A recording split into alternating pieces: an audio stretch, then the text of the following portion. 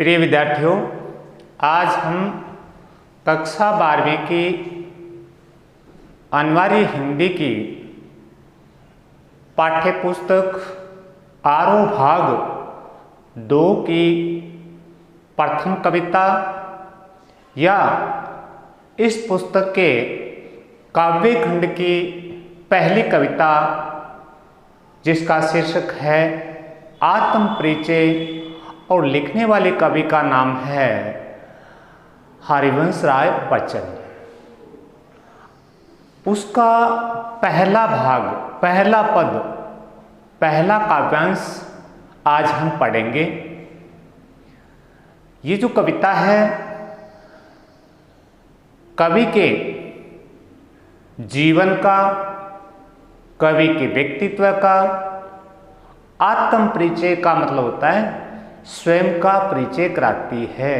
स्वयं से जुड़े हुए जीवन की पूरी जानकारी इस कविता या इस गीत के माध्यम से हम जानेंगे। देखिए बच्चों, ये जो कविता है, जैसा कि इसका शीर्षक है आत्म परिचय, आत्म शब्द जहाँ आ जाता है वो किसी व्यक्ति के या जो भी लिखने वाला है, जो भी कहने वाला है, उसके स्वयं से या व्यक्तिगत रूप से जुड़ी हुई जानकारियाँ, जीवन, उपलब्धियाँ, जो कुछ भी अर्जित किया है उसके लिए काम में लिया जाता है। तो पहला आपको ये ध्यान रखना है कि आत्म शब्द का अर्थ है स्वयं, अपने व्यक्तिगत के लिए काम में लिया जाता है। तो यहाँ आत्म परिचय है, तो आत्म परिचय है तो कवि इस कविता के माध्यम से अपने स्वयं का, अपने स्वयं का किस प्रकार इस सांसारिक जीवन में अपना जीवन जीता है उसके बारे में हमें बताएगा। तो आज हम इस आत्म परिचय कविता का पहला भाग, पहला पद, पहला काव्यांश पढ़ने जा रहे हैं। इस काव्यांश की व्याख्या से पूर्व, जैसा कि हम पूर्व की कविताओं में पढ़ चुके हैं, जब भी किसी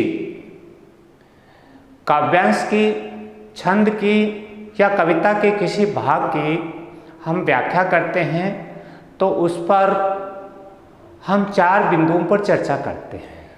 तो सबसे पहला है संदर्भ।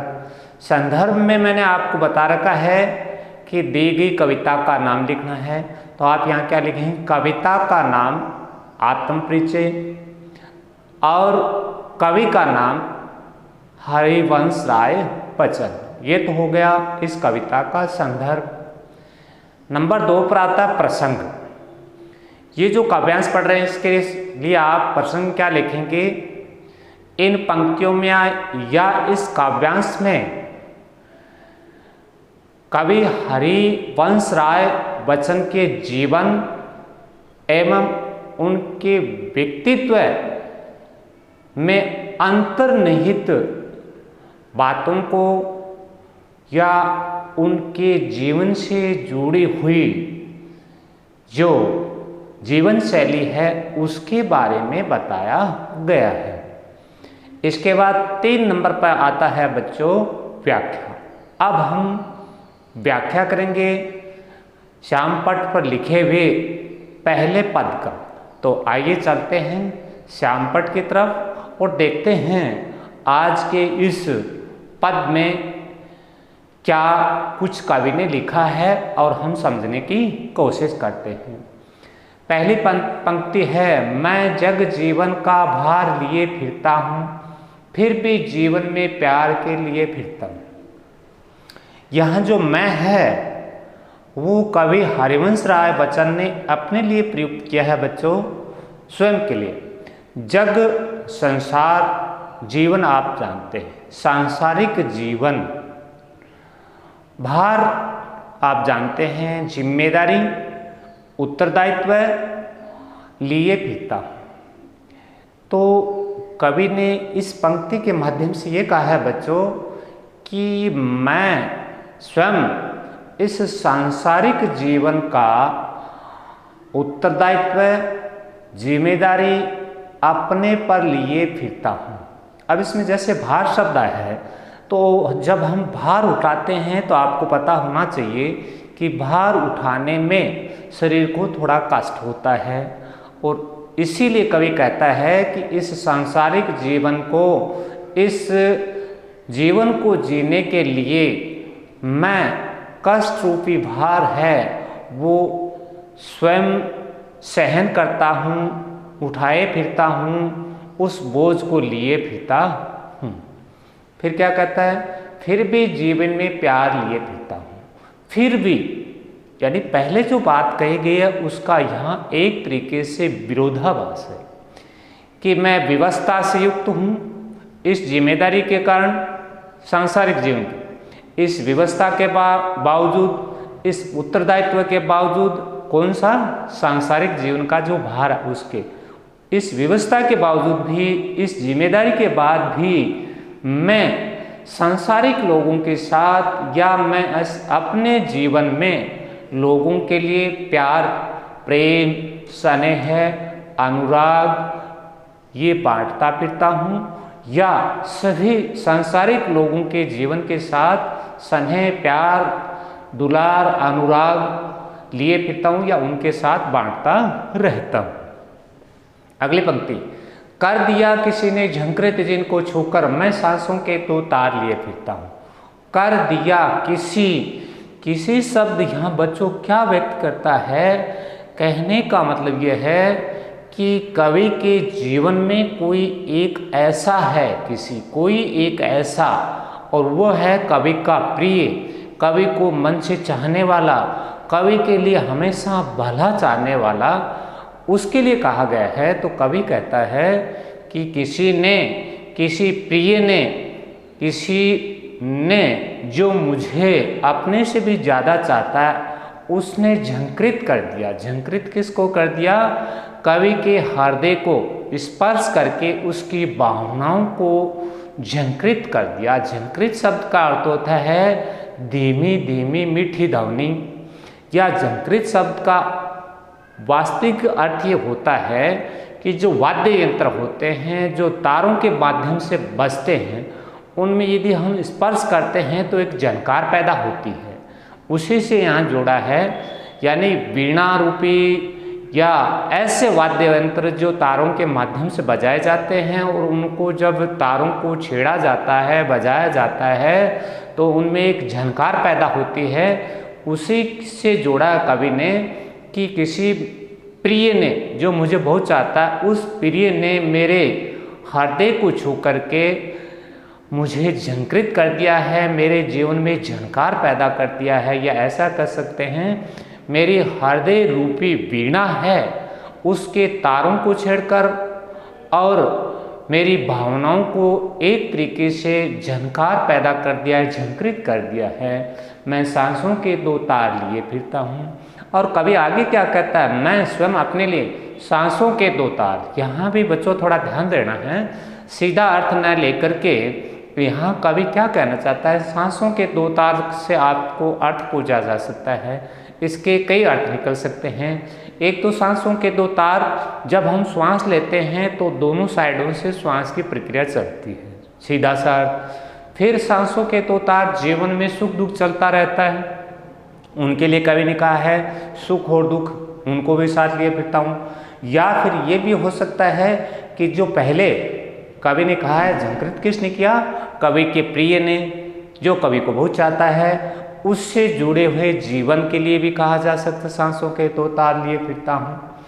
तो इस प्रकार कवि क्या कहता है कि कवि ने कहा किसी प्रिय ने जो मुझे बहुत चाहता है, उस प्रिय ने मेरे हृदय रूपी वीणा के तारों को छेड़कर और मुझे झंकृत कर दिया है, मेरी आत्मा या मन को अच्छी तरह से जगा दिया है, और उसी के साथ मैं अपने जीवन में सांसों के दो तारों का अभी मैंने बताया, सुख दुख, अपने नाक से निकलने वाले दो, एक साथ दो जगह से श्वास निकलते हैं उसके लिए, या कवि को चाहने वाले प्रिय, इन सब को ध्यान में रखते हुए कवि कहता है मैं अपने सांसों के दो तार लिए फिरता हूँ।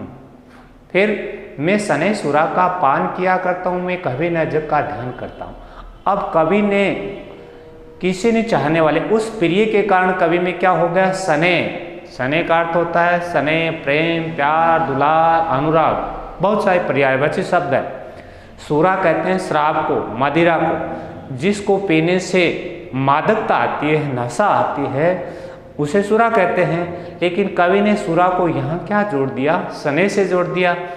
तो नशा सिर्फ शराब से नहीं होता, कवि ने यहाँ सने रूपी जो सुरा है, शराब है, शराब पीने से मादकता होता है, पैदा होती है, ठीक वैसे ही यदि किसी चाहने वाले के कारण आप मन से जुड़ जाते हैं तो वहाँ भी नशे जैसा एहसास होता है। जैसा मीरा को श्री कृष्ण के प्रति सने का जो बोध हो गया था, सने का जो नशा हो गया था, ठीक वही बात यहाँ कवि कहता है कि मैं सने है अनुराग और प्रेम रूपी शराब का पान यानी पीता हूँ, सेवन करता हूँ, नशा करता हूँ, और उसके कारण मैं उस शराब, कौन से सने रूपी शराब के कारण मैं बड़ा मस्त हो जाता हूँ।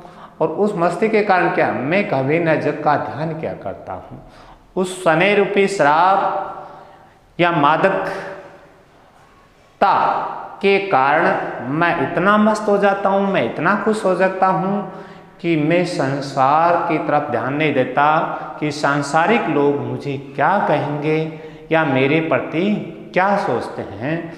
मैं बहुत ज़्यादा मस्त हो जाता हूँ और अपने जीवन का आनंद उठाने की पूर्ण कोशिश करता हूँ। अंतिम पंक्ति, जग पूछ रहा उनको जो जग की गाते हैं। यहाँ कवि की इस पंक्ति में दिखाई दे रहा है कि ये जग स्वार्थी है, अपने तक सीमित है।